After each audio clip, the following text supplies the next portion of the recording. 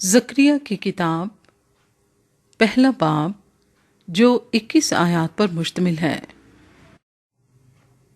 खुदामंद अपने लोगों को अपनी तरफ वापस बुलाता है। दारा के दूसरे वर्ष के 8वें महीने में खुदामंद का कलाम ज़करिया नबी बिन बरकिया बिन इद्दू पर नाजिल हुआ कि खुदामंद तुम्हारे बाप दादा से सख्त नाराज रहा, इसलिए तू उनसे कह, रब्बुल अफ़वाज यूं फरमाता है कि तुम मेरी तरफ रुजू हो। रब्बुल अफ़वाज का फरमान है तो मैं तुम्हारी तरफ रुजू होऊंगा। रब्बुल अफ़वाज फरमाता है, तुम अपने बाप दादा की मानिंद ना बनो जिनसे अगले नबियों ने बा आवाज़ बुलंद कहा। रब्बुल अफ़वाज यूं फरमाता है कि तुम अपनी बुरी रविश और बदअमाली से बाज आओ, पर उन्होंने ना सुना और मुझे ना माना। खुदामंद फरमाता है, तुम्हारे बाप दादा कहाँ हैं? क्या अंबिया हमेशा जिंदा रहते हैं? लेकिन मेरा कलाम और मेरे आइन जो मैंने अपने खिदमत गुजार नबियों को फरमाए थे, क्या वो तुम्हारे बाप दादा पर पूरे नहीं हुए?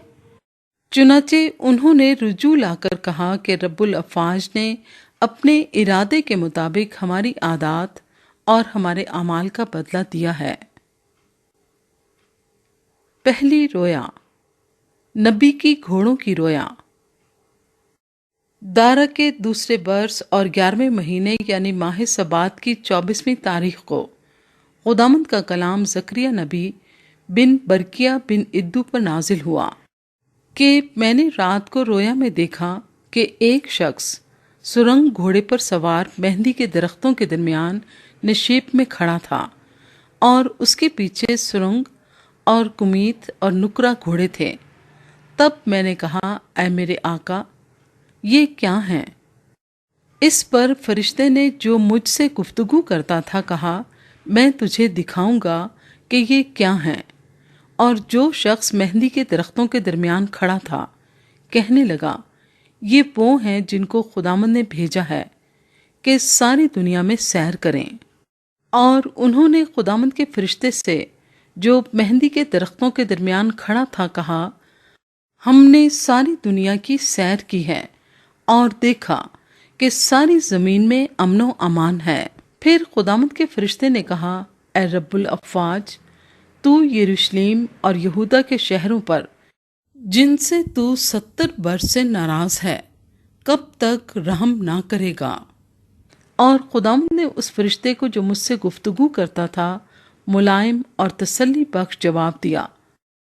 तब उस फरिश्ते ने जो मुझसे गुफ्तगू करता था मुझसे कहा, बुलंद आवाज़ से कह, रब्बुल अफ़वाज यूं फरमाता है कि मुझे यरूशलेम और सयून के लिए बड़ी गैरत है और मैं उन कौमों से जो आराम में हैं निहायत नाराज़ हूँ, क्योंकि जब मैं थोड़ा नाराज़ था तो उन्होंने उस आफत को बहुत ज़्यादा कर दिया। इसलिए खुदामंद यूं फरमाता है कि मैं रहमत के साथ यरूशलेम को वापस आया हूँ, उसमें मेरा मस्कन तामीर किया जाएगा। रब्बुल अफ़वाज फरमाता है, और यरूशलेम पर फिर सूद खींचा जाएगा। फिर बुलंद आवाज़ से कह, रब्बुल अफ़वाज यूं फरमाता है कि मेरे शहर दोबारा खुशहाली से मामूर होंगे, क्योंकि खुदामंद फिर सयून को तसल्ली बख्शेगा और यरूशलेम को कबूल फरमाएगा। दूसरी रोया, सींगों की रोया। फिर मैंने आंख उठाकर निगाह की और क्या देखता हूँ कि 4 सींग हैं। और मैंने उस फरिश्ते से जो मुझसे गुफ्तगू करता था पूछा कि ये क्या हैं? उसने मुझे जवाब दिया, ये वो सींग हैं जिन्होंने यहूदा और इस्राएल और यरूशलेम को परागंदा किया है।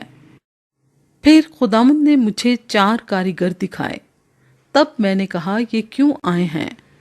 उसने जवाब दिया, ये वो सींग हैं जिन्होंने यहूदा को ऐसा परागंदा किया कि कोई सर ना उठा सका, लेकिन ये इसलिए आए हैं कि उनको डराएं और उन कौमों के सींगों को पस्त करें जिन्होंने यहूदा के मुल्क को परागंदा करने के लिए सींग उठाया है।